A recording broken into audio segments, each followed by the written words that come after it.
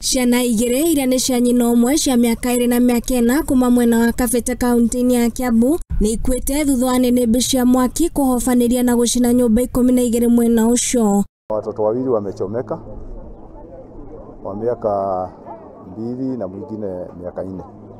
Yule mkubwa ni miaka 4, mtoto na kijana. Lakini moto ilizidi, nikaambiwa watoto wamekufia huko ndani.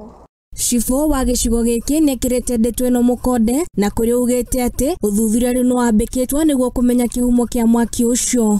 Uchunguzi bado unaendelea kuhusu pahali moto ilitokea. Wengi wanasema pengine ni stima, lakini wacha uchunguzi ufanyike vyenye inastahili.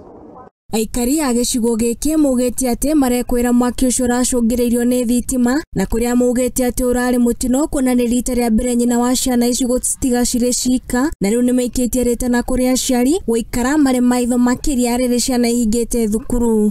Mama aliacha hawa watoto akaenda kuchukua mizigo na hajawahi ati waacha, sijui kwa nini. Sasa yeye alishtukia kusikia moto imetokea kwa boma.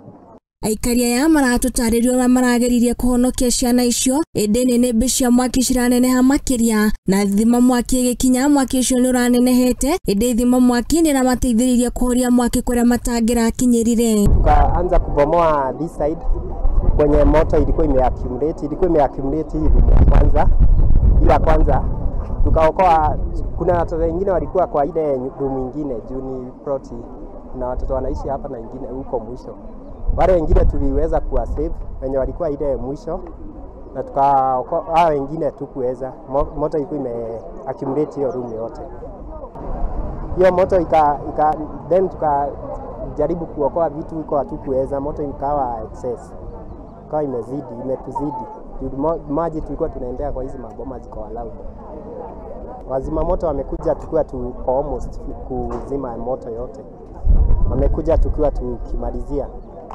Handũ-inĩ ha Mũthingi TV niĩ njĩtagwo Ng'endo wa Njogu.